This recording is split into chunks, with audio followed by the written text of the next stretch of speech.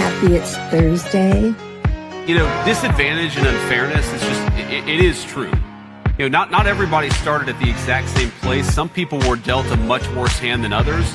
But what somebody, again, this person gave me a very good piece of advice and said, no matter what hand you were dealt, you have the responsibility to play it as well as you can. So happy it's Thursday. All you had to do was pay us enough to live. All you had to do was pay us enough to fucking live.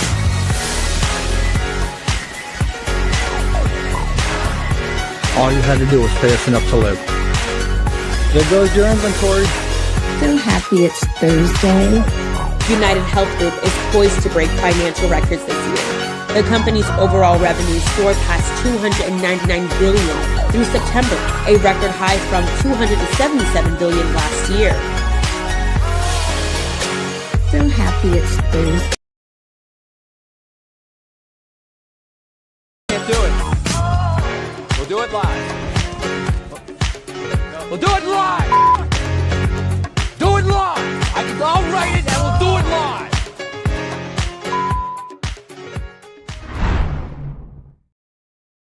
Hello, everybody. Welcome to the Punch Up Pod with Lila and Pat. So happy it's Thursday. How are you, Pat? Are you falling apart over there? I am.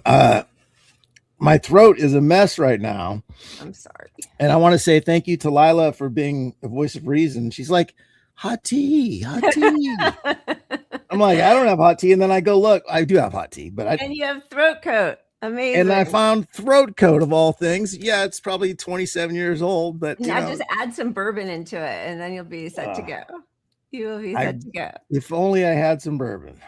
I know I've said this before, but when I was pregnant with Xander, I got a really bad cold and I was in New York at Queens International Film Festival with my film life coach, where we won Best Comedy. Just going to put that out there. All those years. Oh, hell yeah. I know. But I had such a bad cold. I was enormously pregnant. It was in November and I had him in January. And, but I gained a lot of weight with both my kids. And I was coughing so hard for such a long time. I actually cracked 2 ribs. But a cab driver at one point, and there was no mistaking that I was pregnant. He was like, you need bourbon. You have got to drink some bourbon to help your throat. And I was like, I just didn't feel good about it. But that's the other go-to. If you don't have the throat coat, it's bourbon, apparently. Okay. A hot toddy. Hello, everybody. It's so hard to have a tea called throat coat and not make jokes. It's they're setting us up. It's high school prom night all over again. Welcome. Please do make sure to like and subscribe and smash that notification bell, please. It is so good to see everybody here, shouting out everybody, all of our friends. Hello. We've got Aurora and Wally and Jezen and Zizu, Truth, the Runs. We got Citizen Vendejo, Adria, Gwen, the good Gwen. We got the good Gwen, not Gwenocide. Gwenocide or Gwenny Leafenstahl. That was the one I thought of. Oh, hi, Strike. She's never seen tea being made, so she's very curious. A lot. Don't let her put her paws in it. Yeah, there's going to be a lot of that's what she said tonight for sure. All right, let's just get to it. There's a lot going on. I don't know and hi Lee, how are you? It's I don't know, it almost feels pointless to try to discuss any of it because nothing seems to matter. But I forgot that we start with our cheers. That's how out of it I am. We're starting with a cheers. Just for anybody who was here last night and heard me say that I had gotten up super early after a long day of travel, got to the dentist for a chipped tooth on Tuesday morning, and I had the wrong day. And that day was today. I get up really early. I get to the dentist and they say, our suction machine is down. And I'm like, but why didn't you call me? I was so mad. And I don't think it could register fully because I had my mask on. I was like, what? Even if you would call, oh, well, the guys here are fixing it. Okay, well, anyway, so I still have a chipped tooth and I'm sleep deprived. Bastards. And you know they would charge you like $100 no show, and you know like it's just there's no equality in society. It's not fair. And I was so mad, and I'm so tired. I'm going on like 4 hours of sleep, but it's okay. Okay. Anyway, so if you notice I still have a chipped tooth, that is why. Just don't look too closely, please. Okay, so here we go. We are going to start with okay. This is Tatiana Maslany. She is in a new show called Maximum Pleasure, which I'm watching, which is really great. I really love it. But then I didn't know this about her, and now I fucking love it even more. Here she is. Yeah, I'm wearing it because there is no ceasefire in Gaza. There is no ceasefire in Palestine. Israel's continuing to bombard it. And the States and Canada and the UK are all complicit. I'm Canadian, and I feel like we can't stop talking about this. So much of the news cycle has moved on from this. And we have to keep remembering Gaza. We have to keep remembering Palestine. To me, it's a no-brainer. It's like I'm given a microphone. I'm able to speak. And if I don't speak about things that matter to me and that I notice and that are important and that maybe center ideas that we're not seeing every day, you know, I feel kind of fraudulent walking around talking about a TV show that I'm doing when there's so much in the world that is so much more important than that. So if I can, you know, be talking to someone who actually asks me questions, I really, really respect that from you. And I'm grateful for that platform and don't take it for granted. Cheers to her, because that's Apple. That's an Apple show. I am sure they do not want her talking about it. Yeah, I don't know her at all or the show, but I love her. Me too. And I didn't know her before that show, and I love her in the show. She's great. I mean, I'm only like 3 or 4 episodes in, but I'm really enjoying it. But now I'm like I can't wait to get back to watching it, because that's great. Excellent. And so few people do that when, you know, she's not famous enough that she's impervious to being blacklisted, right? Exactly. So, yeah, it's very cool. Yeah, okay. Her name is Tatiana Maslany, Maslany, and her show is Maximum Pleasure, and it's a fun kind of like thriller mystery show. It's good. Could go a lot of ways with that title. All right. Yeah, well, I mean, that comes into it for sure. And okay, where says that she was in Orphan Black? Okay, remember I didn't watch the show. Sorry. But I heard great things about it, so I will have to check that out as well. Okay. This is I'm back on schedule. Sorry, my brain is so foggy. Here we go. Oh, that's not very loud.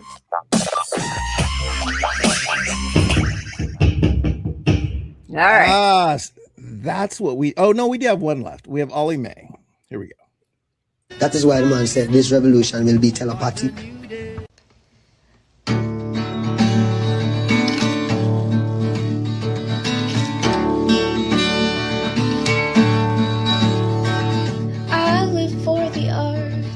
I got my degree, so imagine my shock when all I can see is uncanny hellscapes printed on 12 by 18, stapled on a tree. Why hire a starving artist? Just sell your mind and soul to the machine.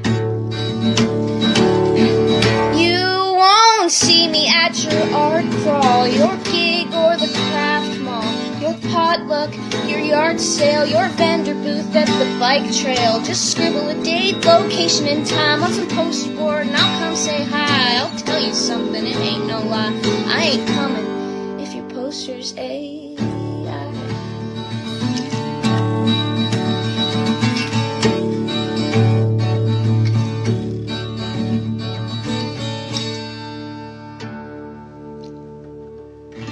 I'm not lying. Here. I love that. I'm not lying. That's awesome. That's awesome. Jason, thank you. Thursday seemed to be your night. Keep drinking, my friend. Thank you for the memberships. We love it. Cheers. That's my exotic local beer. What? I've never seen you drink one of those. Yeah, it's I'm embarrassed to drink it, but it's all I can handle right now, I think. Yeah. Listen, as long as you're drinking, never stop drinking. That's the thing. Okay. So this, again, the way they are so cavalier about like, we're going to bomb, we're not going to bomb, we're going to, bomb you back to the Stone Ages. Yesterday, Trump was saying, what exactly did he say? Yeah, we're going to be attacking them. We're going to be attacking them. We're going to bomb them. They exchange bombs back and forth. Yeah. They were self-defense attacks yesterday, I think. Yeah. Self-defense attacks. And then through the night, though, there were more, right? And Iran continues to hit U.S. military bases because part of the deal that they insist on, which is non-negotiable, is U.S. military bases out of that region, which would make the whole world safer, right? Except for Israel, because then they couldn't just use our defensive, missiles to take away the bombs. Yeah. The hypocrisy of us, Russia's the bad guys because they won't let us be 10 feet from their border. Yeah. I mean, and then here we are just telling everybody how the whole world runs. Yeah. I mean, and we killed 3 Indian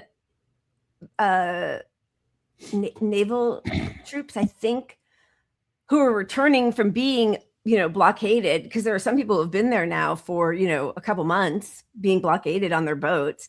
And the U.S. killed them thinking that they were, making off with some Iranian oil and defying the U.S. blockade. Fuck off. Like, that's not, you don't get to just do a blockade across the world that has nothing to do with your country. What is going on? I mean, it's just insane. I don't know why Iran is being so, I mean, I do, why they're being so like reserved and cautious and restrained. Yeah. Because they know what's next is, Trump apparently has been talking about just a little nuke. We could do a little nuke, just like Biden said, we could do a little nuke, right? Everybody's worried that Israel's going to do the Samson option. So like, and then you've got Trump using this horrific language. We saw that the U.S. destroyed water supply going to 20,000 people. Hegseth, the pig, I mean, he's just a pig, was asked yesterday about targeting civilian infrastructure. Well, you just mentioned you're going to plan to hit them and strike them hard tonight. If the response is in hitting bridges, electrical infrastructure, how would that not be a war crime potentially targeting civilian infrastructure? Well, it's precisely the kind of disingenuous question that I'm used to from the media, impugning the motives of the folks on our side who are incredibly professional and incredibly effective. We will hit them hard on our terms, on the targets that improve the environment for us to operate in and undermine the capabilities that Iran wants to have. Again, they can't do that to us meaningfully the way that we can to them, but we're also clearly signaling to them, you have a choice. You have a choice in the way that you respond, and you have a choice with our incredible negotiating team in Steve Witkoff and Jared Kushner and the vice president and the president, across the board, prepared, Marco Rubio, the whole team, prepared to make a great deal that would benefit Iran. They choose not to, and as a result, they're going to meet the United States Central Command again tonight in the way the president laid out clearly. Yes. So that was yesterday. Who wants to negotiate with that, first of all? And also, he said, impugn our motives. No, your actions. Impugning your actions, which are war crimes. And you can't say that the public has, if the public doesn't want to get hurt, they better negotiate. They're not at the table to negotiate. It's leaders. That's why it's a war crime, because the civilians have no say in this war. That's right. But, I mean, honestly, Gaza's the model. What Israel and the US and Europe did to Gaza is doing. That's now the model. Like there is, that's why, what was it, like 2 weeks ago when, what's his name? Marco Rubio is at the pulpit saying like, what's wrong with the UN? What's the point of the UN if they're not going to, enforce international law and force Iran to stop the blockade and open the Strait of Hormuz?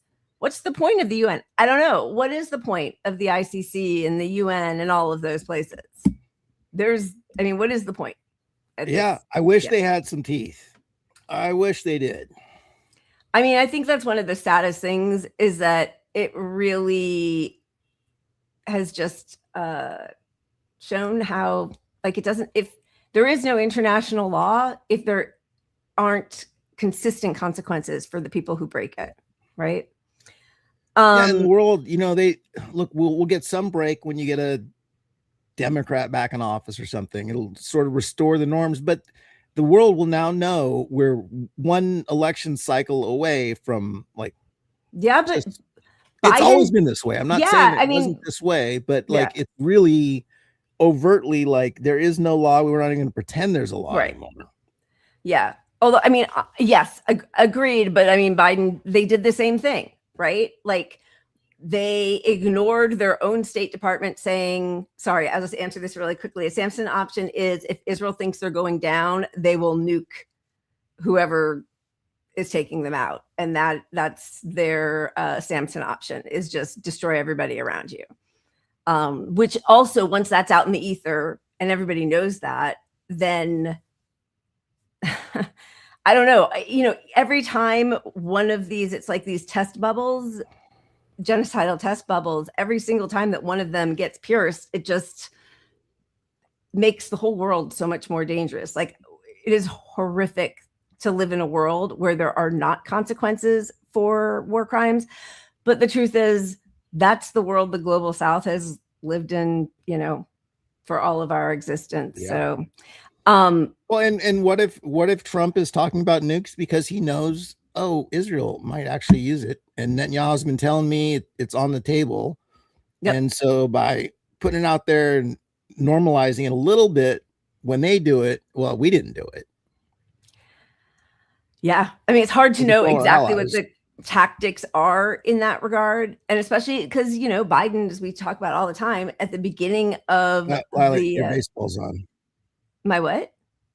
There's baseball playing. Oh, it's me. Never mind. I thought that was sorry? you. You're sorry? My VidGrid was on in the background, and I guess it was on commercial or something. I don't know, but started playing baseball. Oh. I assumed it was you. Thanks for letting me know. Thank you, Jess. Yeah, that's what she said.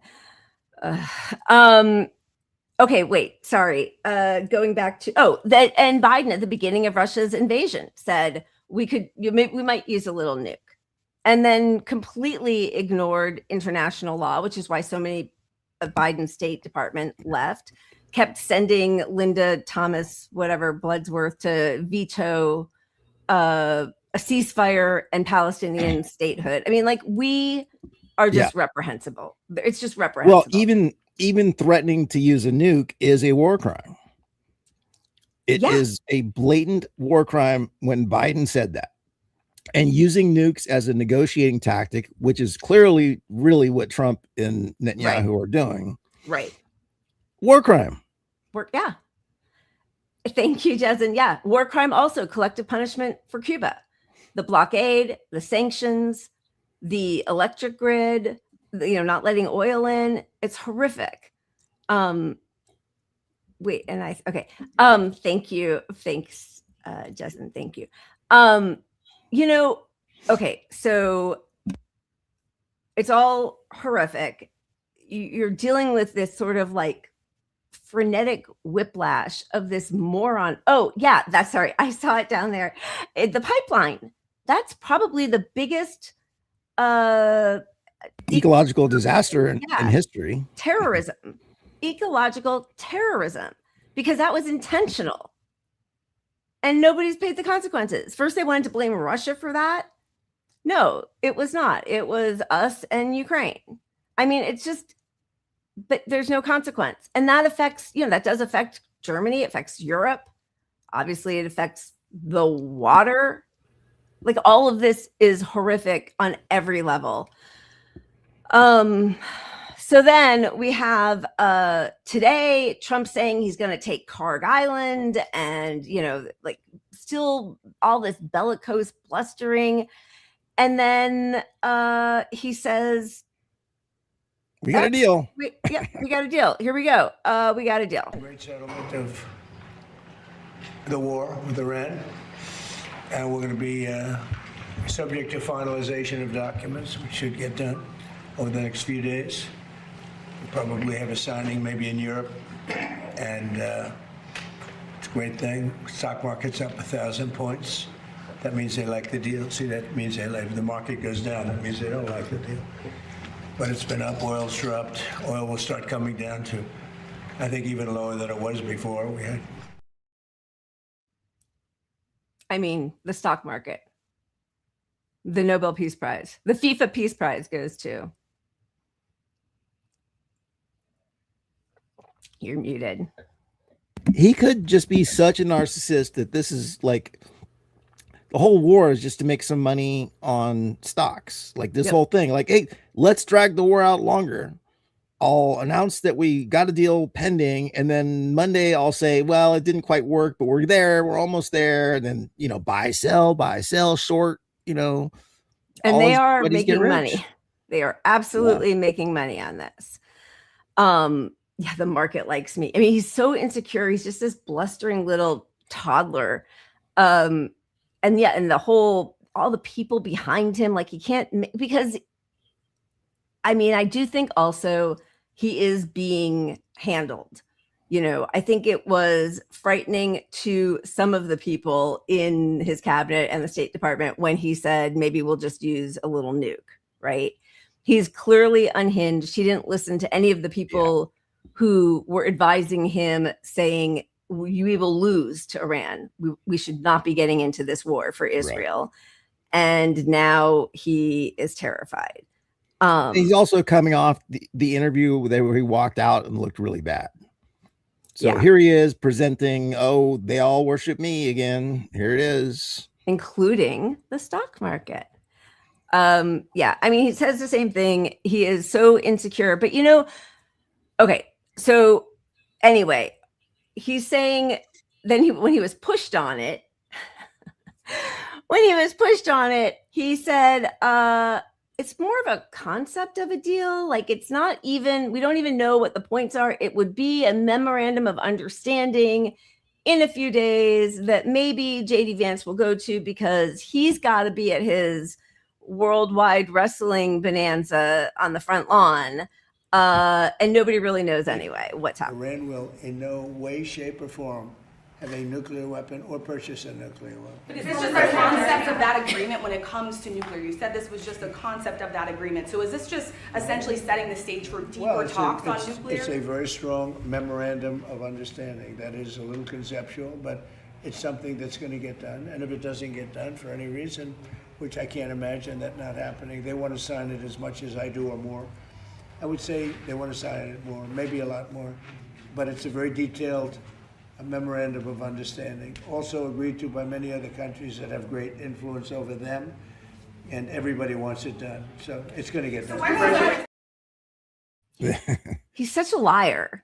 There's no such thing of a detailed, it's a very detailed, vague agreement.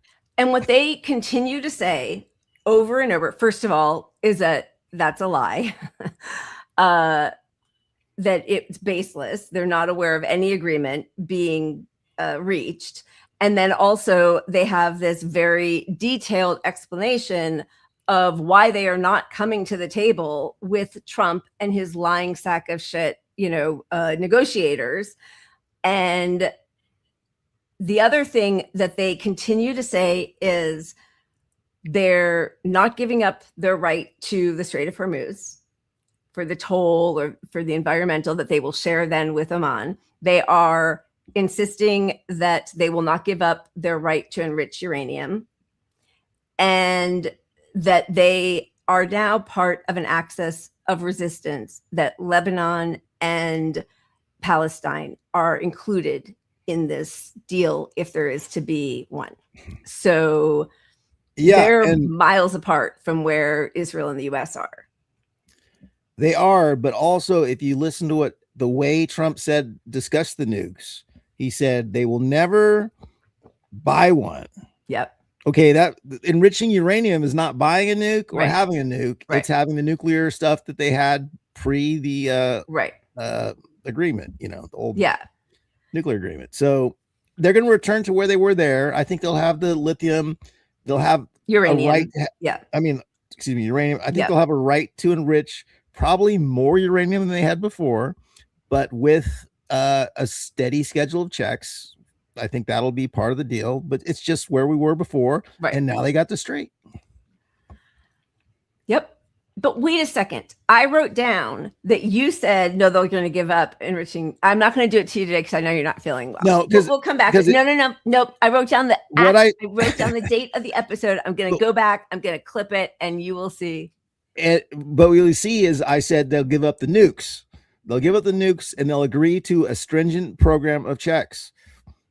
Because that's not important, because pursuing the nukes is not something they are actually interested in doing. There's too much constant. I don't think that's true anymore, actually. But I hear what you're saying. We'll go back. We'll watch the tape. We'll call New York. All right.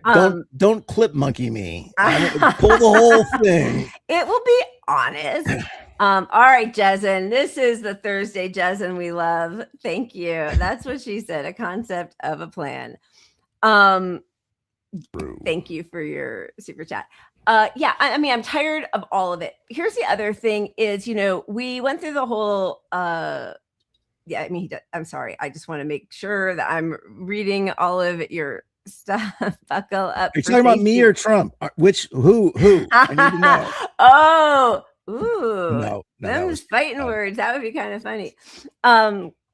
Okay, so here's what I find interesting is in the same week that we hear that many members of Congress are working to not only incorporate and fuse U.S. military with Israeli military, but also another section 622 introduced by Tom Cotton that would tie our intelligence to their intelligence and vice versa, where it's open to both countries. They get all of our intelligence, and that no president can just strip it away. It would have to then pass through Congress to peel it back at all, right? So that's what Congress is trying to do. That's what the member, and you know, all these bills are probably written by AIPAC anyway, right? Oh, so yeah.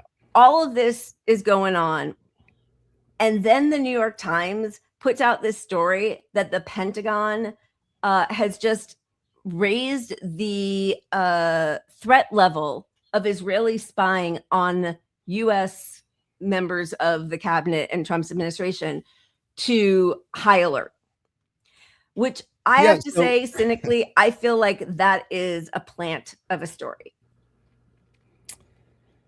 Yeah, I don't know. Look, if you look at what they're doing maybe you do have whistleblowers in the government. Yeah. Kind of raising this threat level of Israel in a way.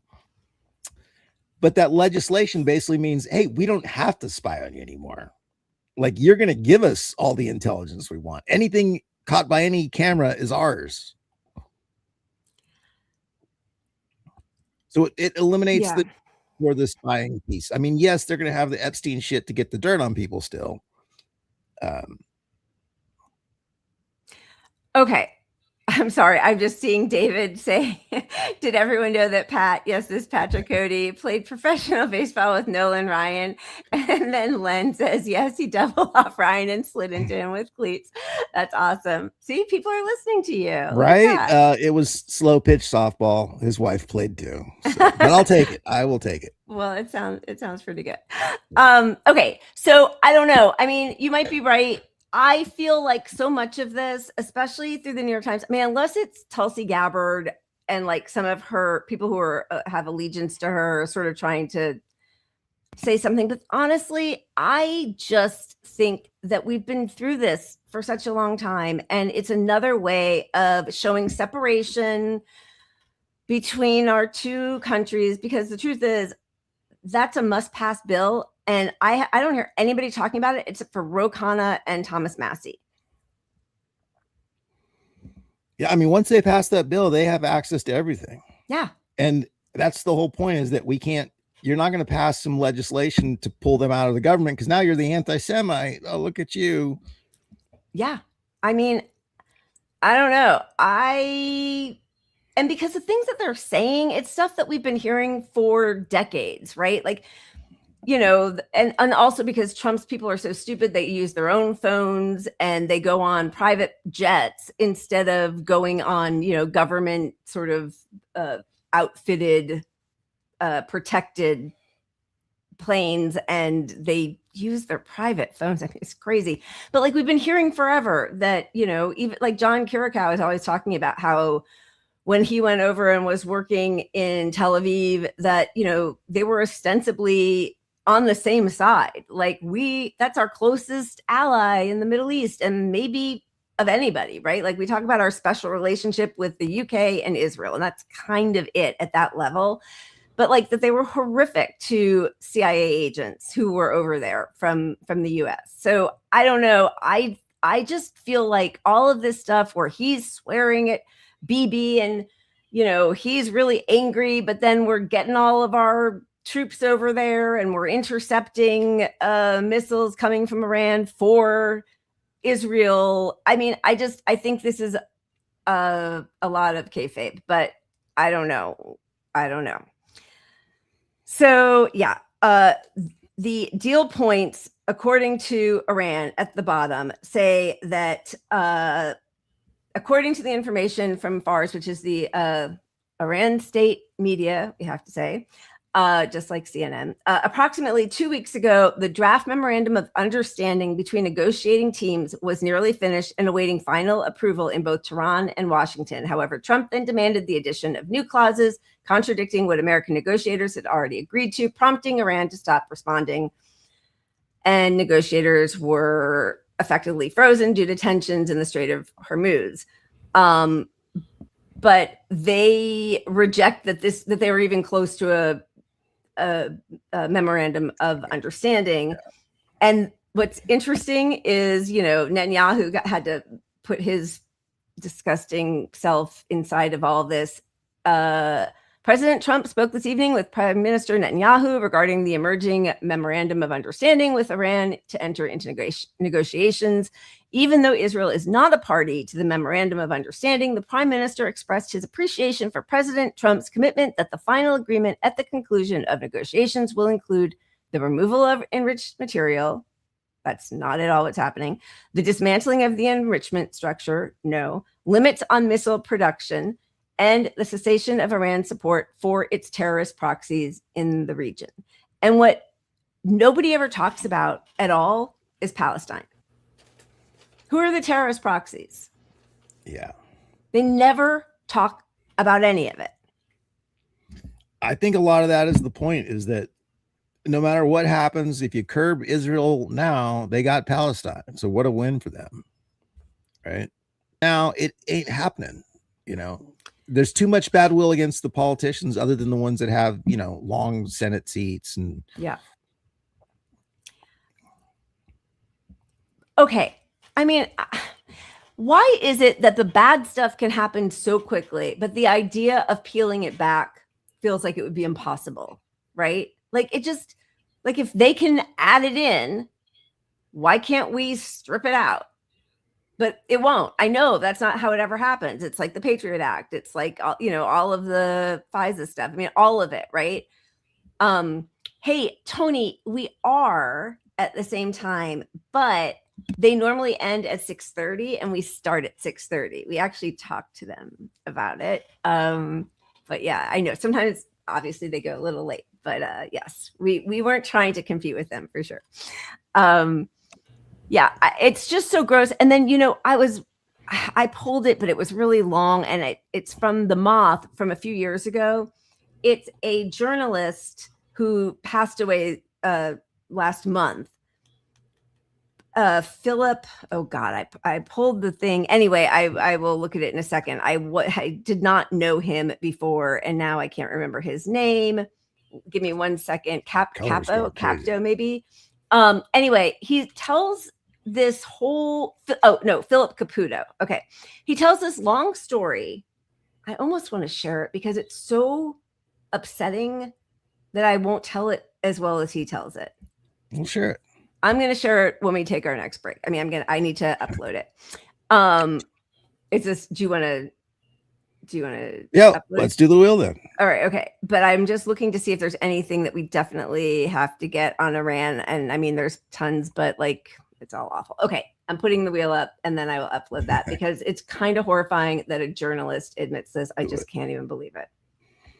Right. We're out of RMIs. RMIs now. Okay. Do we have?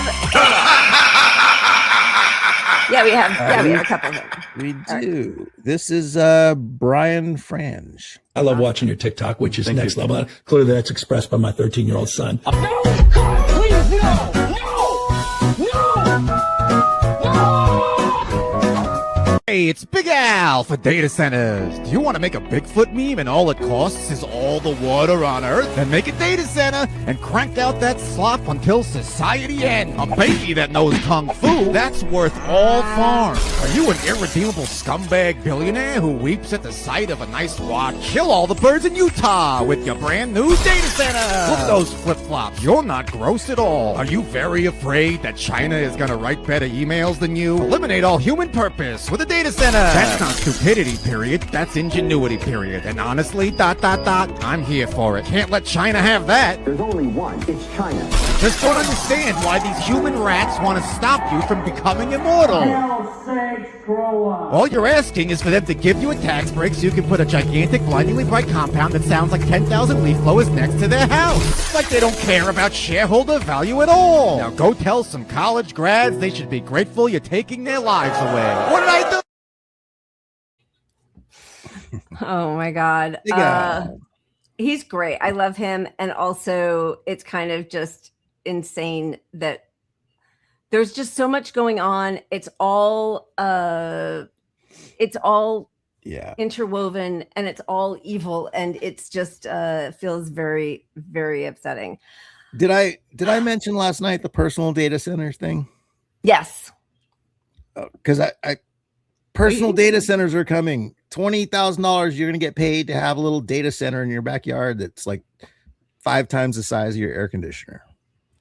And they're just going to go to people randomly and ask if they want to do that. Is that what?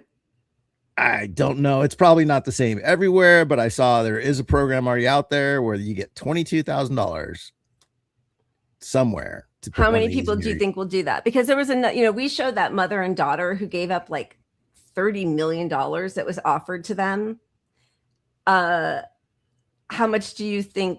And then yesterday or 2 days ago, there was another man, $20 million was offered to him for his farm. And he said, no, I don't know. Well, I mean, as much as I don't like going after people, if you're my neighbor with a data center in your yard and it's making me hear any kind of noise whatsoever, yeah. I don't think that's violence when you social do those murder. It is. Yeah, things. Absolutely. Absolutely. The other thing I just wanted to bring up, sorry, going back about the spy stuff, which also just does not feel real to me. I just feel like we're being played. Meta announces it will seek legal action against Israeli spyware firm NSO over new WhatsApp phishing attempts. What? I mean, like he was in cahoots with them. They all work together. Like, I don't know. I just feel like the fact that these stories are coming out this week makes me think that we're supposed to be thinking, oh, maybe somebody is going to solve it. People are alert. Oh, there is on some pushback. Look. Yeah. Kevin Lurie's his data center got cut in half. Well, it was already. Yeah. Look at that. It's a win. Yeah. I mean, that might have been part of the plan from the beginning. Sell it as this giant thing, cut it in half when they complain. Oh my God. God damn it. All right. So this is such a crazy story. Okay. So this is Philip Caputo. Oh, look, I already did have it there. I didn't even need to take that long break. It was already here. Talking about a PLO source named Abu Rashid. Well, one day the telex in my office clattered, and the message from the foreign desk said the following: Scoop magazine, fictitious name, obviously. Scoop magazine has exclusive interview with PLO Commander Abu Rashid. We're yours. Well, where mine, I thought. Was a foreign editor crazy? Of all the dangerous places you could go in Beirut in those days, the most dangerous were the neighborhoods and the refugee camps that were controlled by the Palestinian Liberation Organization. Those of you old enough to remember will remember those guys in the checkered keffiyehs with the AK-47s. Well, to go into one of those places would have been a suicide mission. I couldn't figure out how Scoop magazine had done it. Now, we correspondents, in contrast to that sort of hyper-competitiveness back in Chicago, we used to cooperate with each other. We watched out for each other. And Scoop's two correspondents, and I'm going to call them Larry and Rick, were good friends of mine. So I went over to their offices, and I told them about the telex I'd gotten, and I says, can you guys help me get an interview with this Abu Rashid? And they both laughed. And then Rick sat back in his chair, and he looked at me, and he says, go ahead. I looked at him baffled, and then Larry said, Rick is Abu Rashid.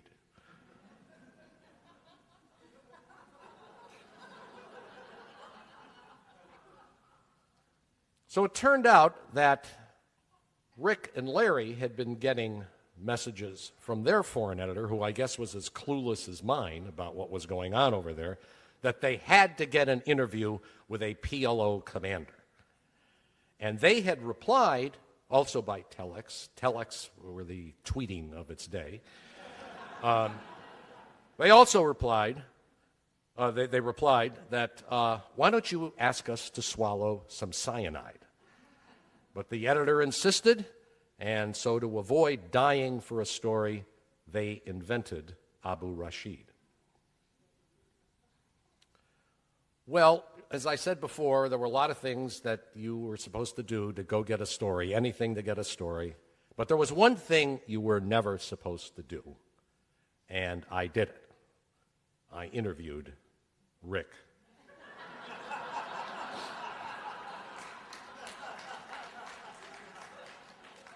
AKA Abu Rashid.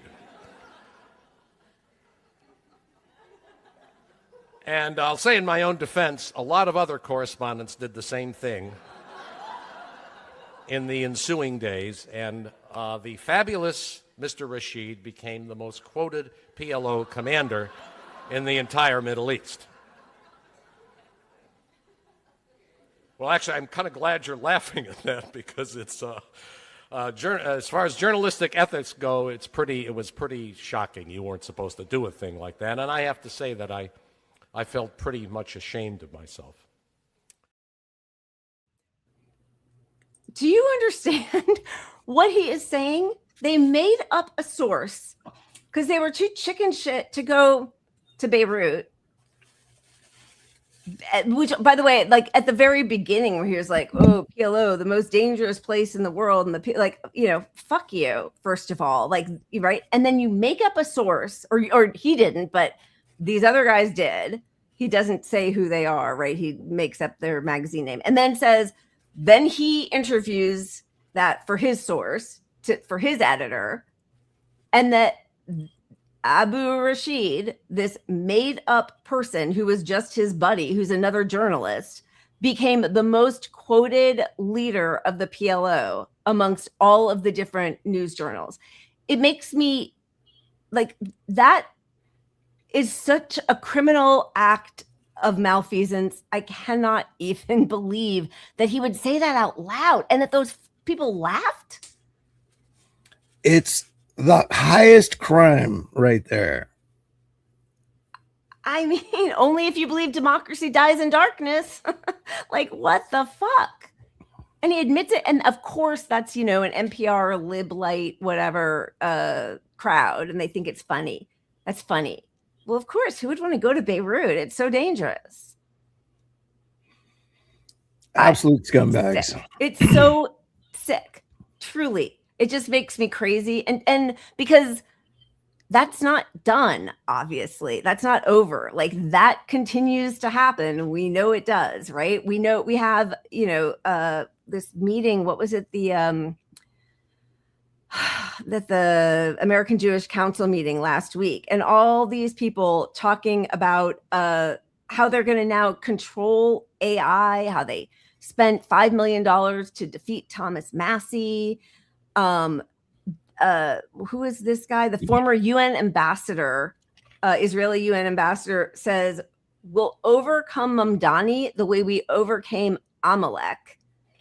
Just keep sending us money. And now, I don't know if everybody saw this, but the US State Department is looking into Trita Parsi and hoping to deport him.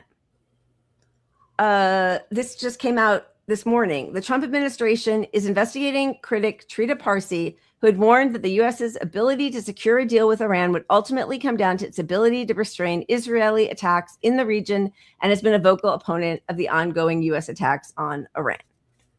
So they're going after him. And that's just telling the straight up truth. Yeah. That's just telling the actual truth. By the way, that was Marco Rubio saying, oh, we did it for Israel, right? So they're going after him. The other person is from DD. Okay, wait. Who is this? He's Chris Helali. Okay, so Trita Parsi was born in Iran. He has a green card. He's been here for years. He's part of the Quincy Institute. He's here legally. This guy, Chris Helali, is a U.S. citizen. He's a correspondent for DD Geopolitics. Listen to what happened to him. The FBI Terrorist Center has added me to the no-fly list. It's breaking news now. It's hitting the mainstream media now that I was added to the no-fly list of the United States government.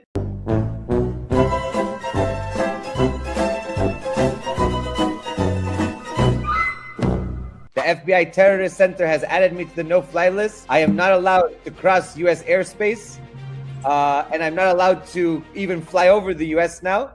So as I was traveling to Iran's national team in Mexico, I was invited to go, and I was doing my journalistic duty. As I was getting on the plane in Beijing, the Beijing authorities said, "Whoop, you can't enter the plane." I said, "Why not?" I couldn't get my boarding pass. I said, "What's the problem?" And after 8 hours of waiting, they said, "We're sorry. U.S. authorities said you are a no-fly. You can't go. We can't issue your boarding pass. You're not going to be able to travel." So that was a very big deal. I was on the selectee list for many years, and this is something that I've known about, and I've had to deal with the 4 S's. It's secondary searches, but now I'm on the no-fly list. It said no-fly on my screen there when they put my passport in. So there you go. Again, the Epstein coalition attacks. Of course, it's a small, painful thing for me compared to the suffering of our people, but it's another example that everywhere we go and everything we do, the U.S. is trying to stop us. The Zionists are trying to stop us. The entire Epstein coalition is out there to get us. So it means we're doing some good work. I mean, and you don't, like, whom do you talk to at that point? Yeah. I mean, we lost the press ages ago, but it's just so openly fascist now. And then when there's anybody who is actually telling the truth, they get put on a no-fly list or tried to get deported, or, I just, no. And when they say, independent media is going to save us, I'm sorry, but they're shutting independent media down. They're limiting our reach, everyone's reach, podcasts that would have blown up years ago don't have the opportunity to, because the algorithm is going to just squash you. Yep. And the ones that already got big, like Lee Camp and his show, they get crushed. Yeah, absolutely. Zizu, he's a correspondent for DD Geopolitics, and they do, it's independent journalism. They tell the truth about Israel and the genocide and our foreign policy. It's just, anybody who does that, it's just like the way anybody who fights against their occupiers is a terrorist. I don't know. It's just like, I know this has been going on forever. It's just like colonial behavior and all of that kind of stuff. But it really,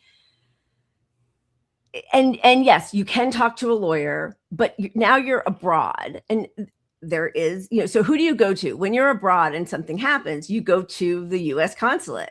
Well, that's who did it to you, basically, right? Was the U.S. government. So like, then whom do you go to? I don't know. It's just, it is Kafkaesque, and the people who tell the truth are punished for it. And then, you have something like, well, I mean, listen, we saw from the very beginning with Russia and Ukraine, how, they were like, praising Zelensky as if he were some hero, the knight in shining armor, and it was a fight for democracy. And it was all just a lot, everybody unprovoked, like no discussion about the deal made with NATO in order for Germany to reunite East and West. No mention of our infiltration and the upheaval of a democratically elected leader in 2014. Like none of that, nothing. It was just all the same text. And they do the same thing with Gaza, where you can't even say Palestine. You can't talk about a ceasefire, even. Certainly you can't talk about a genocide. And the huge legacy media companies not only complied, they were the ones sometimes writing the rules, but also it came from the Biden White House, right? Like, so that's what the state of our fourth estate is, and it's despicable. And if you try to push back in any way, they will try to deport you. Yeah, that's exactly right. It's getting Assanged. Yeah, it's true. And like platforms like YouTube you don't have free speech in YouTube. YouTube can just say, we just don't like your content, and that's enough. Or they don't need a reason. So yeah, you can go to some other platform, but you're already shooting yourself in the foot because these other platforms don't have the visibility YouTube does. So that's how they win. Yeah, you have free speech, but you can't go out on the big streets. You can only go on the little court in the corner and have your in the free speech section over there, the booth, the soundproof free speech booth. Yeah. It's it's like, when they kicked Trump off of Twitter, and a lot of the libs were really happy about it. And then if I pushed back and said, like, first of all, he's a president or ex-president. Like, we need to know what he's saying. We can't just like pretend he doesn't exist. Just the way they'll come down on Tucker Carlson, who I'm no fan of, but for interviewing Vladimir Putin. Like, yeah, you're a journalist, MS Now. You're supposed to be interviewing everybody. Go interview. You even interview our enemies. You know who you try to make peace with or a ceasefire with? Our enemies.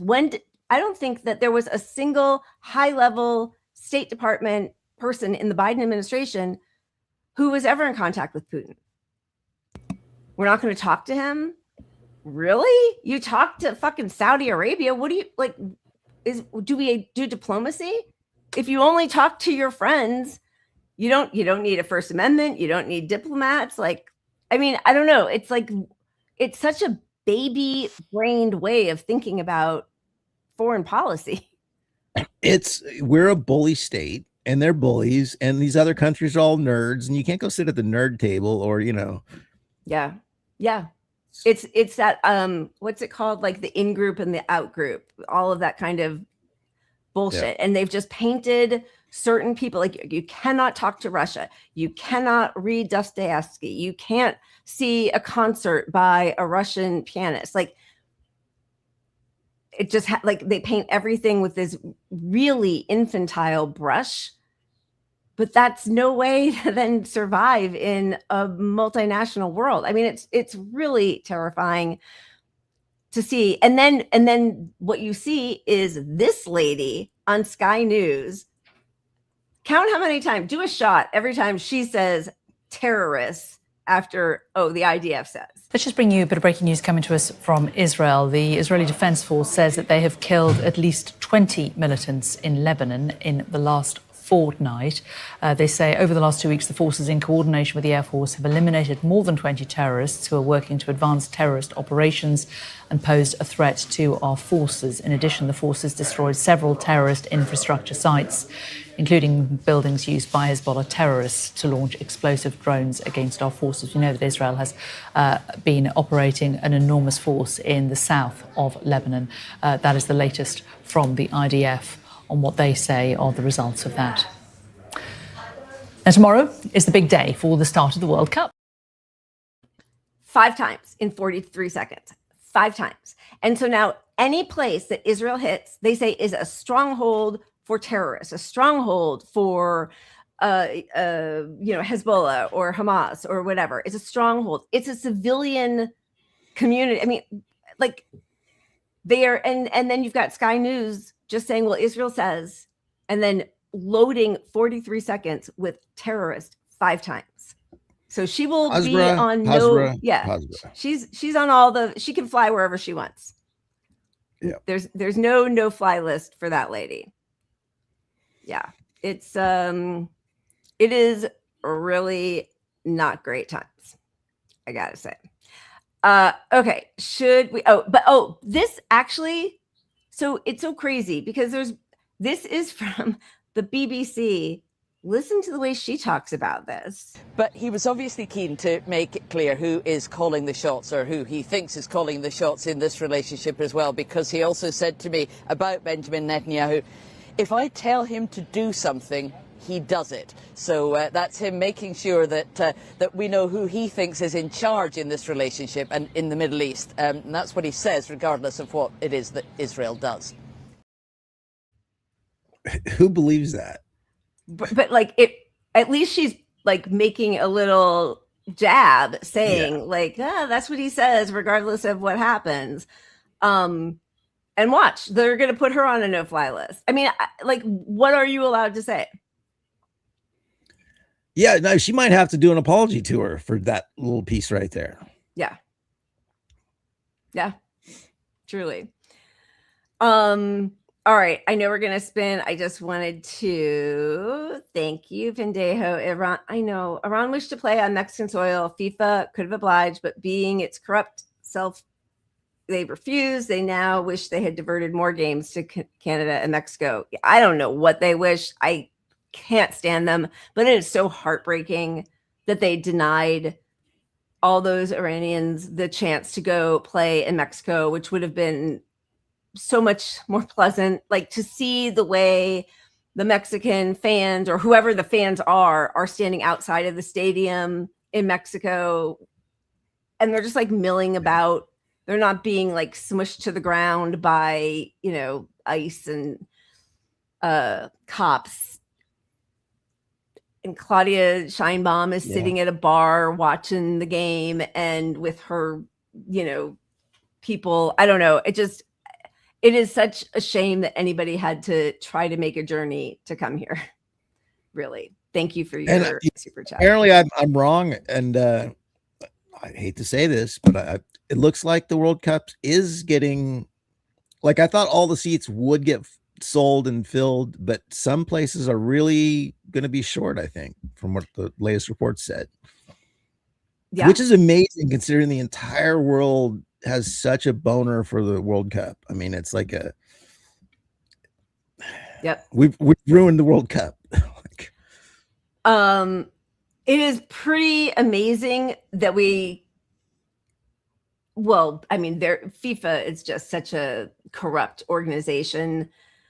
They gave money to Trump for the Board of Peace and presented him with his fake Nobel Peace Prize or FIFA prize, whatever, but refused to ban Israel from coming. I mean, everybody should truly be boycotting FIFA and, having a parallel system for world football. Okay. Here. I know we are coming. Here we go. All right.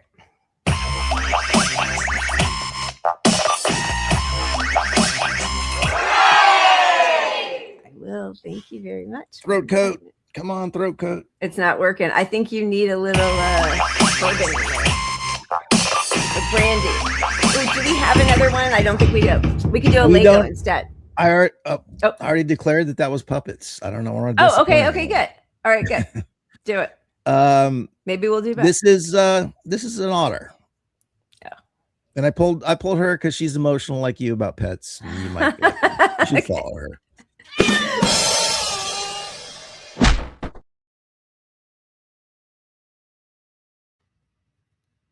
This otter's name is Splash. Everybody say, hi, Splash. He is adorable, but he is not only his looks. He's also the country's first search and recovery otter.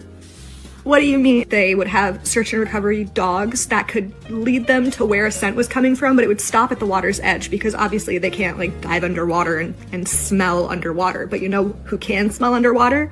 Otters. They do this by blowing bubbles, and then the bubbles collect odors from the water, and then the otters will eat the bubbles and be able to taste where those odors are coming from.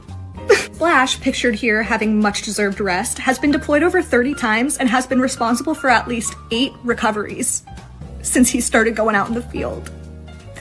Little hero! Trained him the same way that they train search and recovery dogs with scent training and then rewarding him with salmon, which is his favorite snack. They've trained him to alert the handler when he finds the scent, but he just started grabbing the evidence and bringing it to them for a quicker reward because he is an innovative king. This is his trainer, Mike. This has been such an important thing that they've figured out that they can do because this has moved people closer to finding closure in cold cases that they've been dealing with for years and years and years. I would put myself into a live cannon if Splash asked me to. You know, is that dramatic?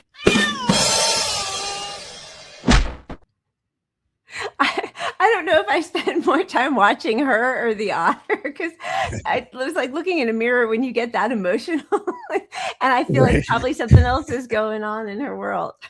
Well, that's her whole shtick. And she's got like 50 videos of animal stuff. And one of the other ones is that too, because it's all animals stuff. Oh, okay. But it's not all otters. It's just all different animals. And she's just emotional. Different animals and different stuff. But that's awesome. I think the people demand a Lego. We've got Lego. So let's roll a Lego. Okay. Do it. You pick. Oh, okay. What am I going to, some of these we put up last week and now I can't totally remember what's what, but let's try Pedodon. Hey, Pedodon, your empire is done. Pedodon, done. You started the war, you thought you would win. Now look at the mess that your country is in. Look at it. Your general's crying, your plan was a bust. The promises made are now turning to dust. Marco Rubio was sweating, he's grilled on the floor. They asked for the billions you wasted on war. You lied from day one, you keep capping a lot. But look at the straight, yeah, we got it on lock down. You're begging for mercy, you're begging for peace, while telling your media Iran wants to cease. You sure? You're losing the straight, you're losing the state. And now the whole public is drowning in hate. You told, stop talking about Epstein. Now listen to the crowd. Epstein, Epstein, Epstein. Louder! Epstein, Epstein, Epstein. Don't stop talking about Epstein, Epstein, Epstein. Louder! Epstein, Epstein, Epstein. You lied about Iran, said Navy is gone. You promised regime change from darkness to dawn. You're dreaming, your beautiful B-2s were flying so high, still shaking inside. You're about to cry. You stood on the stage, looking completely detached, saying, I don't care about voters, it's cash. Did he really say that? Yeah, he did. You care about ballrooms, luxury suites, while American families starve on the streets. Inflation is peaking, the economy's dead, but you worry about Israel instead. The corruption is deep, AIPAC's buying the state. Every politician's got a price on their plate. You're all just puppets, dancing for funds, while Iran is standing and holding the guns. You're losing the straight, you're losing the state. And now the whole public is drowning in hate. You told, stop talking about Epstein. Now listen to the crowd. Epstein, Epstein, Epstein. Louder! Epstein, Epstein, Epstein. Don't stop talking about Epstein, Epstein, Epstein. Louder!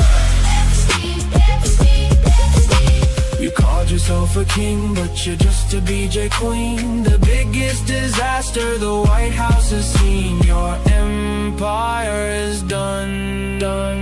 Pedal, done.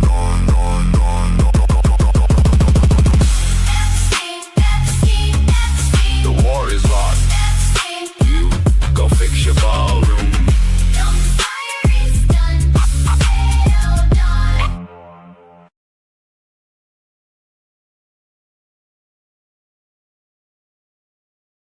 Oops. Where'd we Too go? many buttons. Okay, there we are. There was just a big report, Maggie Haberman, and she wrote it with somebody else in the New York Times about how the Epstein files became such a disaster for Trump. And he was the one, he had brought in all of these people who believed him and thought that he was really going to reveal, all the Epstein files and drain the swamp and all that kind of stuff. And then when it came down to it, he started freaking out and they had to, recompose themselves after they did the whole binders of files and all that kind of stuff. And so they pretty much put it all on Trump, Maggie Haberman, and the other person she wrote it with. And then in this little interview, I saw them being interviewed. And she said, what people really wanted was a list of people to prosecute, like the perpetrators, the Johns. And she said, and there really wasn't a list like that. And I'm like, why do people keep saying that? What are you talking about? We read hundreds of emails out of millions that she has access to. Start writing down all those names. What do you think Bill Gates and Ehud Barak and Les Wexner and all of these people were doing?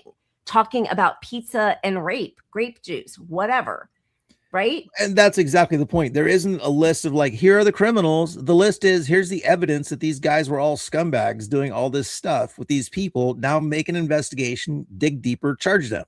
And there were the victims, and they had stories to tell about some of these people. And it was redacted for us, and maybe for Maggie Haberman also it was redacted. I don't know. But there's definitely people there. It's not like it was a one person show and he was the one who raped all these kids on his own. I don't know. It's just so weird how it kind of reminds me. And now she's changed a little bit. And she did, she's the woman down in Miami, whose name I can't remember right now. But, she was really persistent with this story. She broke so much of it before anybody else would touch it.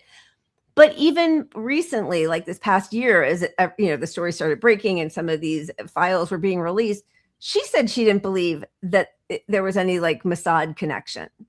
I'm like, I don't know. I just feel like I don't trust anybody saying anything anymore. I just feel like we're all being played. We're either played or Mossad got to her, and they get to everybody who has any power to reveal any of it. Yeah. But the woman down in Miami, I guess, if you're worried about your life or your children's life, that's what they, that's what they do, right? Look at how many people, Julie K. Brown, thank you, Sis and Badeo. Yeah. That's right. I don't know. Like I said, when they approach you and say, hey, we killed your friend, James, Deborah's next. It's not going to be connected to you at all, but you're going to be the only one who knows that we killed them for, that's. And that's what the IDF does as they release the hostages that they've taken and raped and tortured, as they say, don't tell anybody or we'll do this to your children. There were 3 girls who were just kidnapped off the street in the West Bank yesterday, 2 days ago. I don't know. Okay. Yeah. Somebody's bringing up the Knicks. You guys, I got to show you a really quick thing. Really quick. Are you ready? What you want to say? I got 4 things I want to say right now. No. My mayor's still Muslim. Yeah. My bagel's still Jewish. Yeah. The Pope's on our side. Yeah.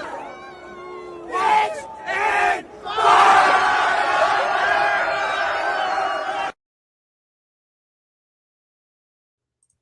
We got to get that kid a contract. Come on. Well, he's got one with Kalshi already. So there's that. But I think that's part of the whole. Isn't that anybody who's wearing a jersey, a team jersey? Oh, I don't know. But I did hear that this was a whole marketing ploy. So. Oh, really? Nothing is good anymore. Nothing is good. Don't quote me on that. It might be real. I agree with you. Okay. So because we're doing the, FIFA and sports stuff. There was a game in Ohio I think this was yesterday, Ecuador versus Guatemala. It's a friendly game. Okay. And one of the players, Moses Casido, I'm probably saying it wrong. He plays for Chelsea, but he's playing for Ecuador in the World Cup. A fan runs out onto the field, and right away, like, cops are just brutal, right? Because that's the only way that our cops know how to be. So here is what happened. And he's intervening. That's number 23. Intervening, trying to get the cops to stop just brutalizing this person who ran out onto the field. I mean, because it doesn't happen like this necessarily in other civilized places, although I guess it's spreading.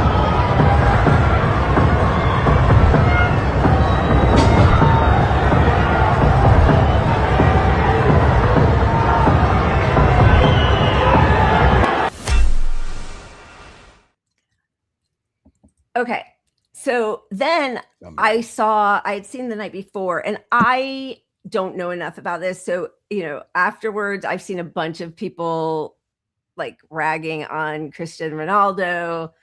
I have no idea if he is really a good person or not. I don't know. But there's this montage that people put together because I guess there are a lot of really daring fans. Like, I would just assume I'd get shot if I ran out onto the field. I mean, seriously. But I guess it happens a lot, maybe especially like, not in the US or militarized. Well, no, I mean, it happens a lot in the US too. The TV networks have agreed to not show anyone running on the field because they used to get a lot of attention. Got it. Okay. So this is a montage. It shows the first 3 people who are not Cristiano Ronaldo where fans come running up. But, I just feel like, just like diplomacy, the idea of de-escalation and just trying to like, okay, it's okay. Like, this does not have to be something where 20 pigs get on top of a person and kneel on them and zip tie you and haul you off and destroy your life. Like, it doesn't have to be that. It can be like, okay, that was a fuck up. You got a fine, or you're not allowed in for 2 more games. Or I don't know, something. But like, it doesn't have to always be catastrophe, right? And brute force. So anyway, I thought this actually made me think that maybe he's, at least in this one regard, kind of good. But you only need the light when it's burning low. Only miss the sun when it starts to snow. We're gonna get only know you love her when you These let are her go. not Cristiano Ronaldo football players Only who are not you've been protecting high their when you're fans. feeling low. Only hate the road when you're missing home. Only know you love her when you let her go. That's Cristiano Ronaldo. Staring at the ceiling in the dark. Same old empty feeling in your heart. Cause love comes slow and it goes so fast. Will you see her when you fall asleep? But never to touch and never to keep. Cause you loved her too much and you dive too deep. Will you only need the light when it's burning low? Only miss the sun when it starts to snow. Only know you love her when you let her go. Only know you've been high when you're feeling low. Only hate the road when you're missing home. Only know you love her when you let her go. And you let her go. Oh, oh, oh, oh. And you let her go.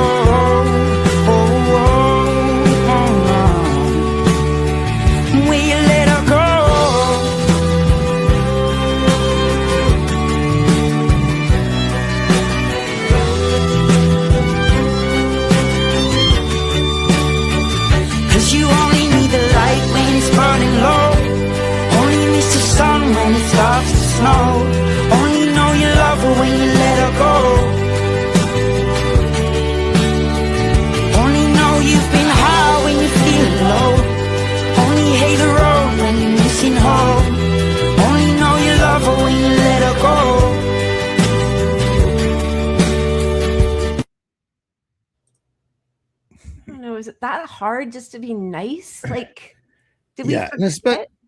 especially with the kids. Like, how could you be mean to the kids in sports? Like, that's the whole thing. Yeah. I had to pull this just because I didn't know we were showing Ronaldo, but somebody hates him out there because he became a meme for the statue they made of him. He's objectively a really good looking guy, right? I mean, he's super fit, ladies love him, you know, all that stuff. And talented. This is the statue somebody made in all seriousness about him. Okay, so what is, I don't know enough about his personal life. What's the complaint about him? He's an arrogant playboy kind of guy, that kind of stuff. I don't know Yeah. much beyond that. He hasn't spoken up about Palestine one way or another. Right. So he's not like good or bad. If you see a video of him speaking about Palestine, it's fake. It's AI. That's too bad. Yeah. That's too bad. Here's somebody speaking about Palestine. Oh, Jerry. What up, Seinfeld? What up? Can we get a free Palestine? Can we get a free Palestine? Come on, give us one free Palestine. It doesn't exist.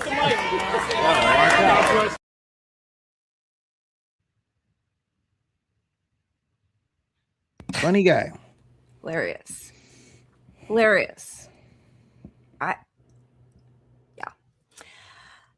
Okay, let's move over to, was there anything else on that we needed to show? Oh, there is a new APAC or whatever. I don't know who they are, but they track Islamists.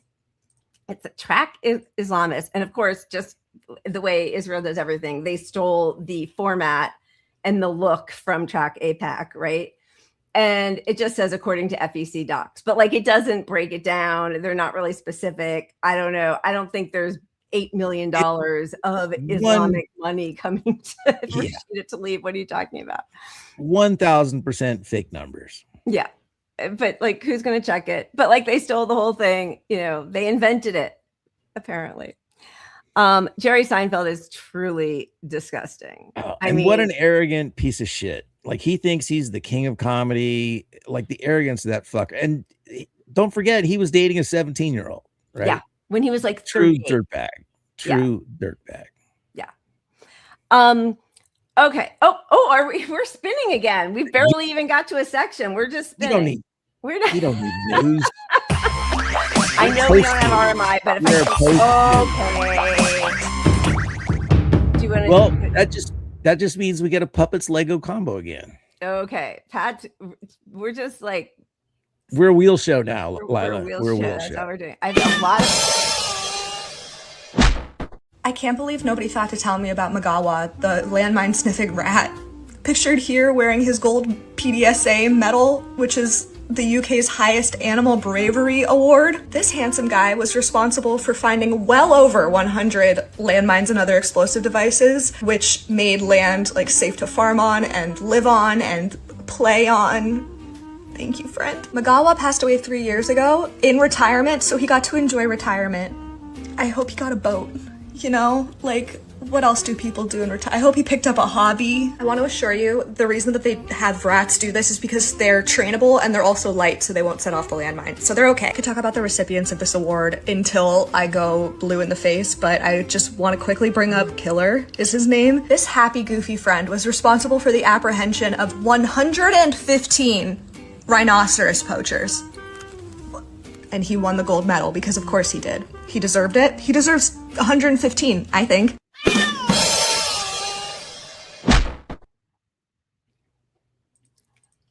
She's great. That's really fun. I like that. I like how emotional she is with all of it. Okay, so the primary in Maine was on Tuesday, and Platner won. So now it will be Platner versus Senator Susan Collins in November. The media has not stopped trying to destroy him. And it's never for the reason that I would destroy him. Like, it's never about his military service or his mercenary service, right? It's about all these dumb things. But so this is the latest one that they're really fixated on. This was at a rally over this past weekend one of his supporters, Lori Hudson, was asked some specific questions about Platner and his tattoo. Totem Pope tattoo, the Nazi tattoo. How do you kind of? Somebody said that they talked to somebody who had seen one of those or wore one of those, and it was silver, and it didn't even occur to him that it was the same thing. I think people are making as much of it as they can because they don't have a lot of substance around anything else. And if they did, we'd hear about it, believe me. They are trolling for dirt. What if he has like a Israeli flag tattoo or something? Would that be a deal breaker? For me? Yeah. Honestly, yeah. That would be Israeli? Yeah, because I don't support genocide, and he doesn't either. And that would show that he was being inconsistent. And he's been very consistent about that. Straight across the board. Okay, so that set off a whole thing with the Zionists in Congress. Gottheimer, are you kidding me? A tattoo of the Israeli flag is worse than a Nazi symbol. This should not be welcome in the Democratic Party. And Gottheimer is now calling for him to be thrown off the ballot. Then we've got who is it? This person writing for the Wall Street Journal saying that women will have a difficult choice. They're trying to make him into like a sex pest, which just doesn't make a lot of sense to me because I don't think that ever was part of the accusation. He was on with Mika Brzezinski on the morning after his win, yesterday morning, and she asked him, this is a very short version of it, but she asked him about abused women and if he felt like he'd be able to stand up for them. This is what everyone wants to make the campaign about, so we do not talk about the struggles of working males. We do not talk about the fact that I know someone in my hometown here who works 3 jobs and pays over 60% of her monthly income in rent. I think that matters a lot more than the details of my relationship before I ran for United States Senate. That's just me. Okay, so then let me ask you this way. Can you just talk about the nature of the sexting in terms of, can you call for the release of the Epstein files? And can you call out those who have abused women and not be conflicted in any way? Yes, of course. Okay.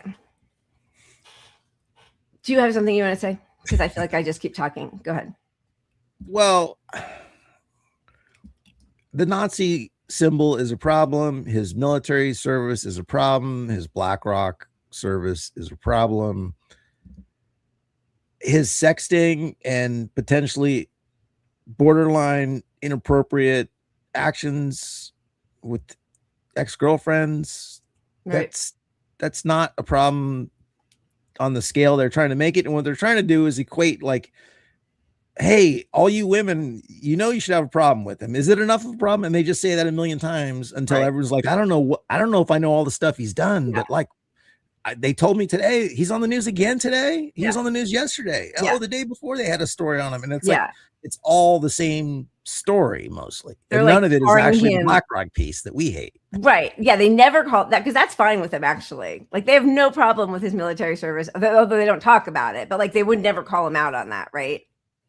I do think, this was from the Free Press, which I was sort of like, that's Bari Weiss's thing. This guy writes for it, but his tattoo, when you look closely at it, and that was at his brother's wedding to the Jewish sister-in-law, does it, I would not have really been able to tell what that was, honestly, that clearly. I don't think I would have been able to tell. I know that when they interviewed some of his, not colleagues, but, the other people who were with him, one of the Marines who had gotten the matching tattoo with him, this is from Zateo, says, we did not purposely get hateful fucking shit. We just got matching skull and crossbone tattoos we thought looked cool. Phil Proshko, who served with Platner in the Marines, dismissed this claim in a brief interview with Zateo on Friday. No, we did not purposely get hateful fucking shit because we're racist people. We got matching tattoos because we were in our 20s, drunk in Croatia, and that's it. That's all that fucking happened. We got matching tattoos that we pulled off the wall, or it was out of a book. I don't remember. We thought it looked cool, something to commemorate what happened, all the people we lost in our unit in Ramadi. I'd like to hear more about what happened in Ramadi, although I will say that Platner also talks about that and the disillusionment when he realized, he went off to war over and over again and then went off for, to do mercenary work. I think I'm sure, horrific things. But that's also part of what a lot of people in our country have been asked to do. And then the dissonance of what they thought they were doing to protect our freedoms and the reality of the slaughter that they were carrying out for no reason is what then leads to some of the other horrible actions that he took after that, with his PTSD and the self-medication with drinking too much and all that kind of stuff. Yeah, look, I think his story about getting it and not knowing is credible. Yeah, I don't know that it's true, but it's a credible version of the story.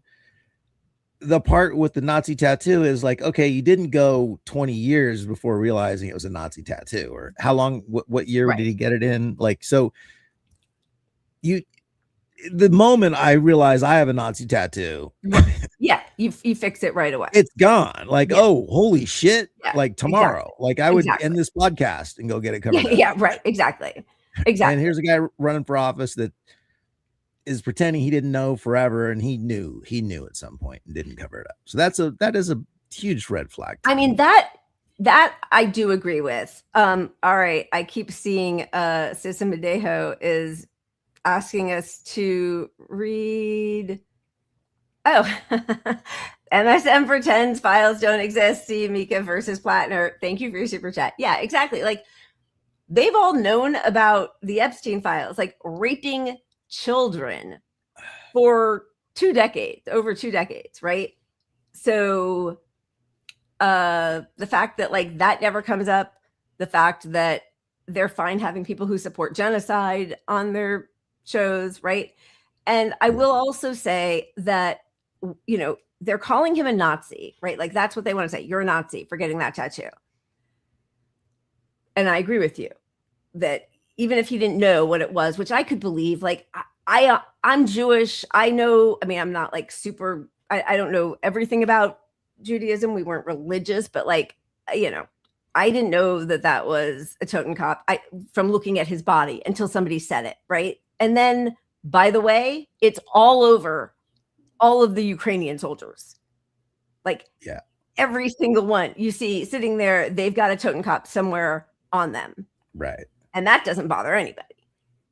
No, you're right. It's just that the idea that he didn't go through life and see that same tattoo, even if nobody directly told him, you would have seen that tattoo in the world at tattoo shops. Somebody tattooing his next tattoo probably saw it. Yeah. So that part is a mess. Yeah, it does feel like there's somewhere in there's a lie. And also, I've seen other people in the Marines, and I don't know, but say like, we are told which tattoos we're not allowed to have, right? So like meanwhile, the Secretary of War, he's covered in all of these, Christian nationalist, white nationalist sort of tattoos. That's fine.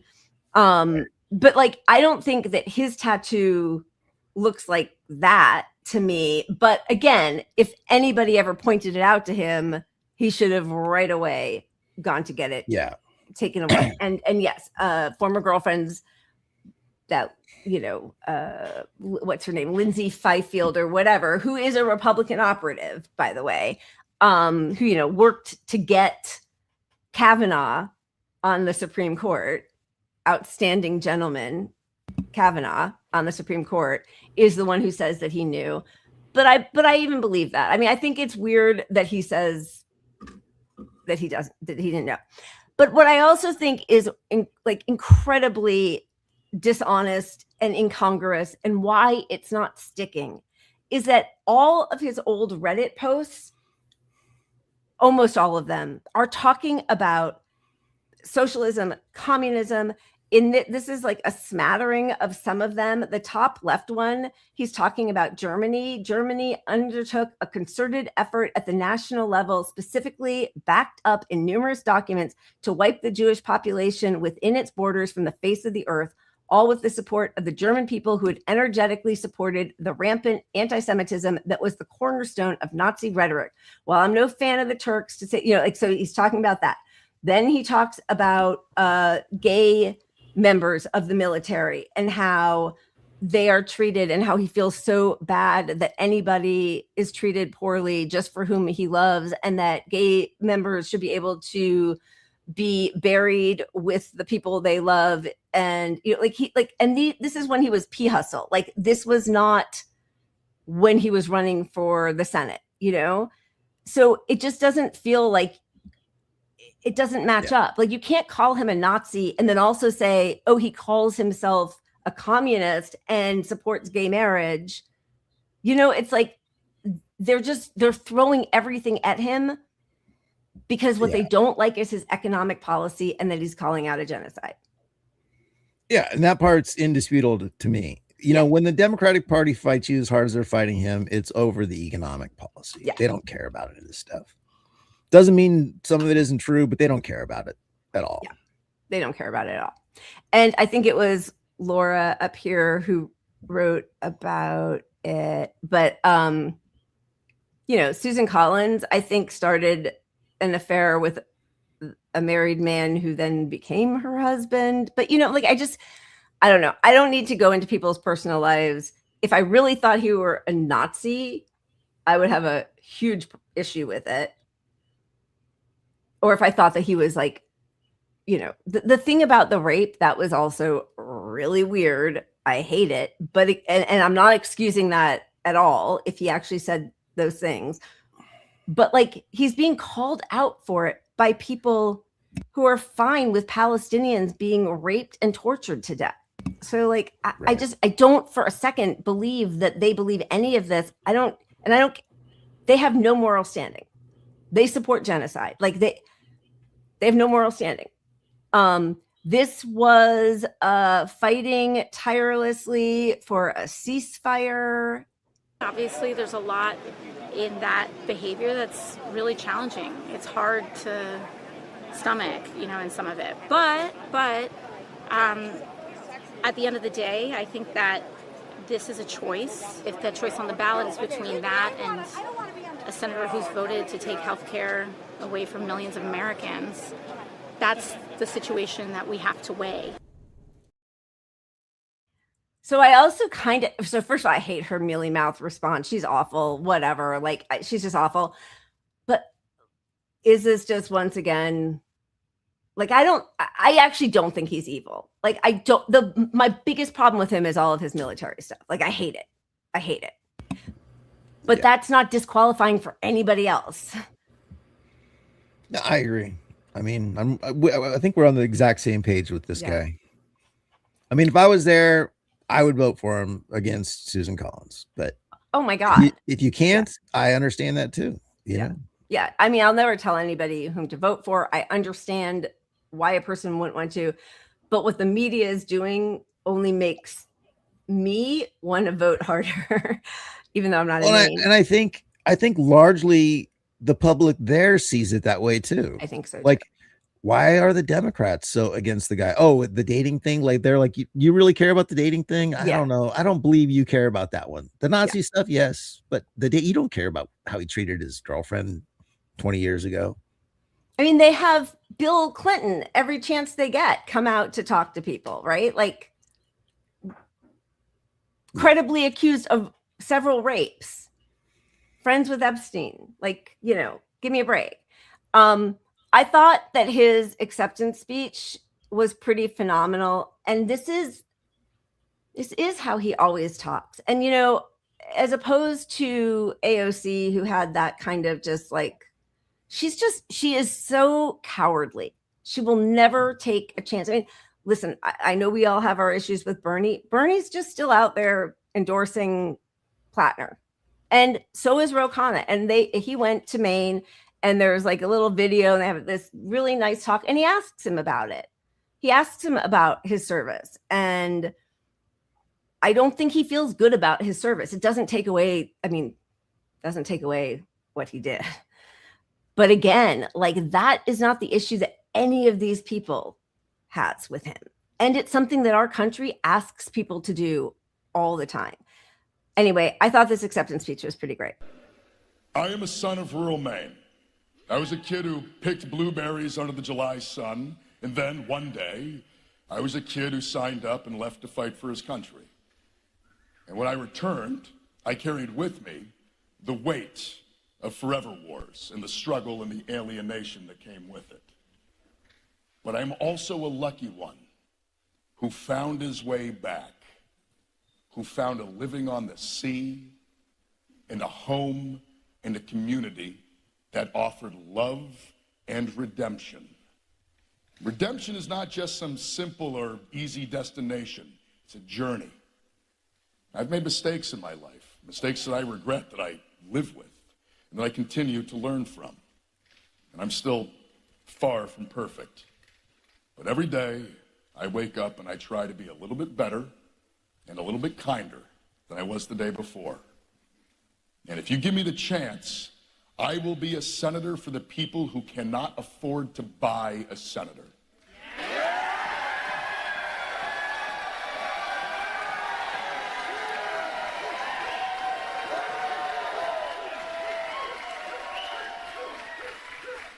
I will stand up for you and against billionaires and greedy corporations. I will serve you, the people of Maine, not some lobbyist or party boss. I will be the champion for your dreams as if it were my own, no matter the challenge or the expense. I will fight for you.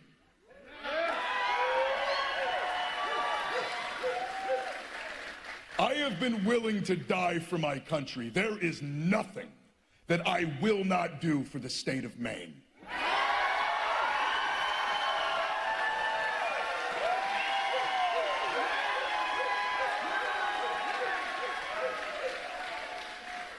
You have... I mean, I love that, but I see your comment, and I get it. And when you have Trump out there saying he's a thug, yeah, it's like, okay, what are we doing now? Like, Trump is going to say that this guy's a thug? Why? Like, I don't know. I just feel like we're constantly being played. So I don't know. If Trump met Platner, there's no way he'd not walk away loving the guy that much. Because even the things he's accused of, Trump loves all that shit. Yeah.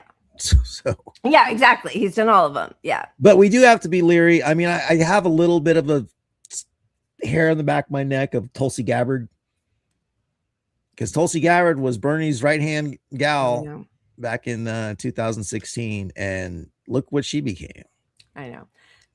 I totally agree with you. The only thing is that all of those old Reddit posts, those are like a decade. Yeah, they or showed more his old. character then. Yeah. I mean, yes, I agree. Yeah. But I don't know. I mean, I don't know what to do, because if we don't believe in people, in rehabilitation and retribution and being able to, like restorative justice and atone for what you've done, especially in a country that asks you to do the things that, things I think are most upsetting to most of us, is all of the military stuff. Like, I don't know, then we'll never have somebody if we don't believe in forgiveness or growth or change. But yeah.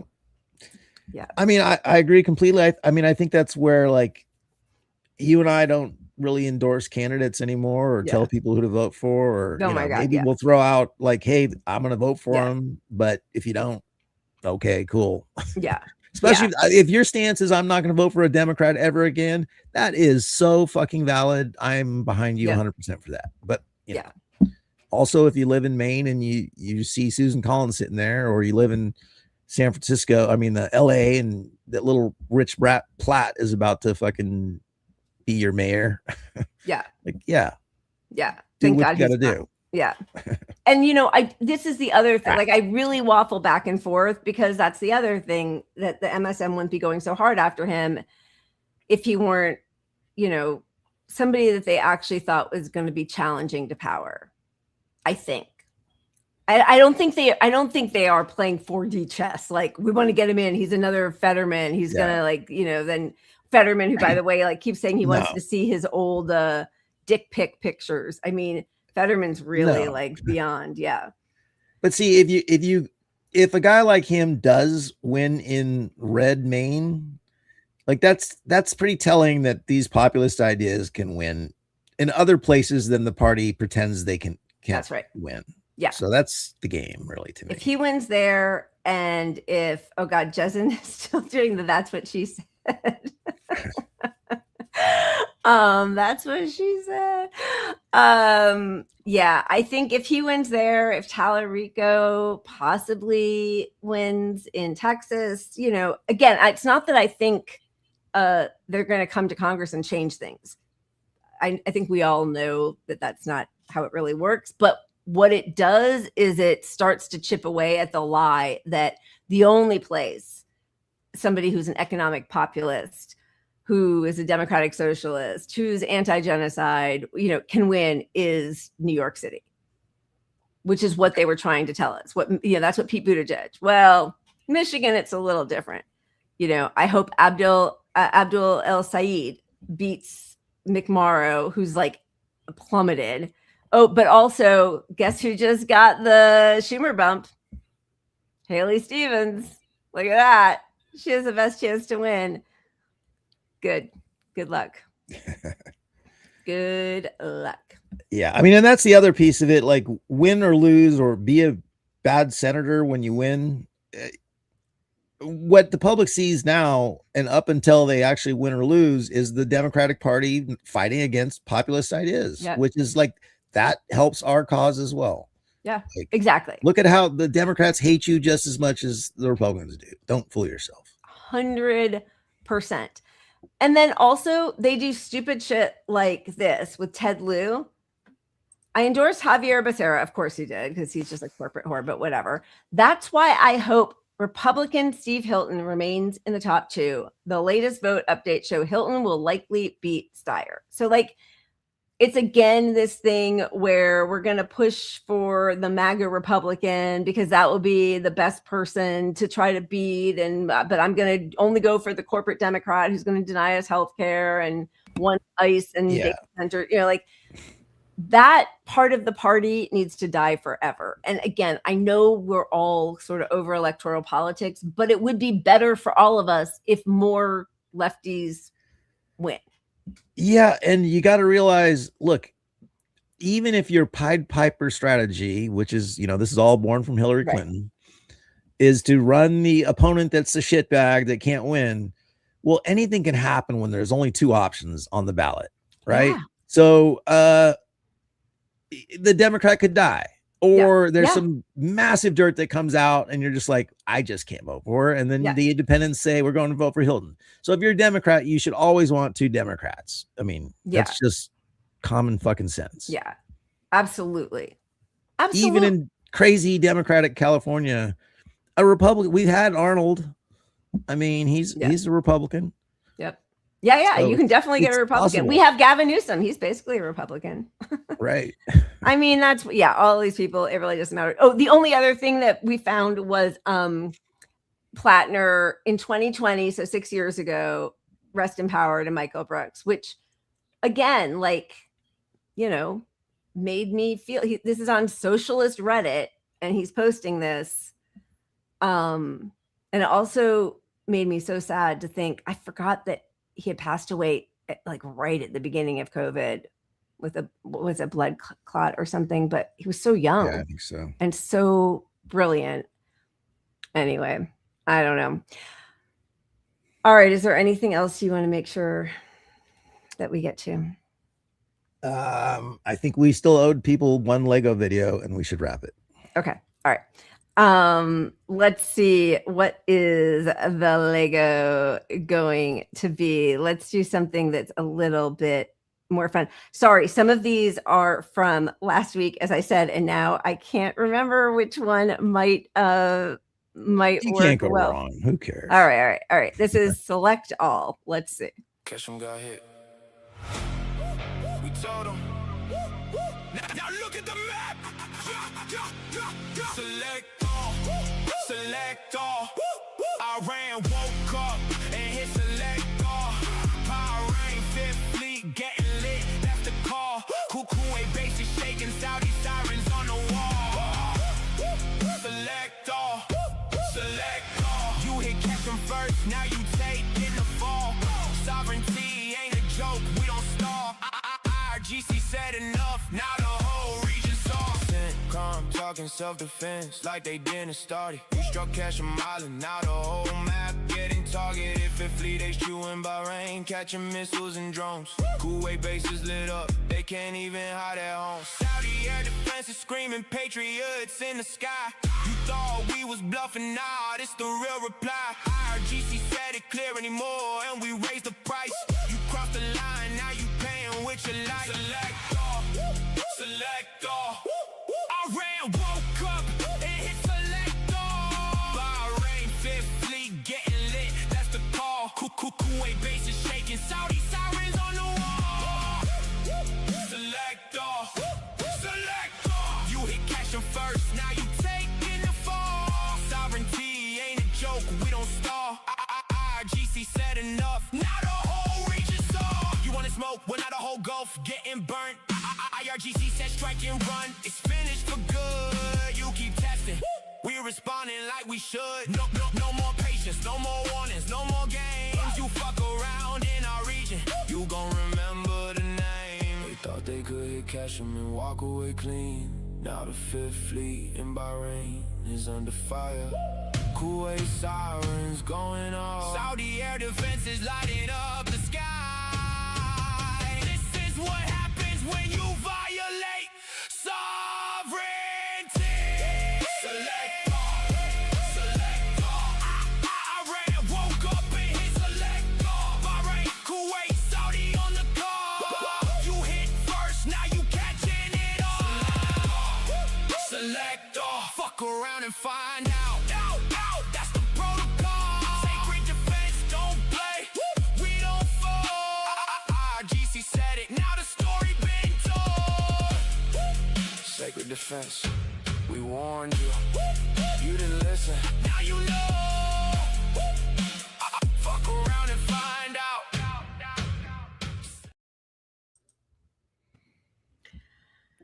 I mean, Find out. what'd you say? Fuck around and find out. Yep, fuck That's around and find happening. out. They hit a lot of our, I mean, I say our, like I'm part of it, military bases last night. It'd be really great for that whole region and the whole world if we just packed up and came home. Take care of our people. Yeah. Would be really fantastic. Would love it. No, as much as we hate and are against this war, the resolution at the end of it is going to be better for the world. Yeah. Because we're losing. We lost. Yeah, we've lost. We've lost. And Trump is in total panic mode. We lost. They hit 5 military bases last night. Jordan, 2 in Kuwait and 2 in Bahrain. And the people in Bahrain are out there cheering on the explosions on the military bases. Think of that, Iraq asked us, wanted us to leave for decades, right? Like nobody wants us there. We're occupying Europe basically. Also, like get out, do your own shit. Like it's, Yep. It'd be better for everybody. Okay, I think that's it. Thank you guys so much for being here tonight. Pat, I hope your throat feels better. It's gonna. We haven't talked much about Delaney Hall Status Quo is doing incredible work over there and really reporting on everything, but it's horrific and they're moving people around. I know they just moved pregnant teens from other places. Like, it's just such a disgrace. But Miss Rachel went to go meet with some of the families of people who are being held hostage in that dungeon and tried to share some of their stories and bring a little light to them. Sorry. Cheers. Good night. Keep Good punching night, up.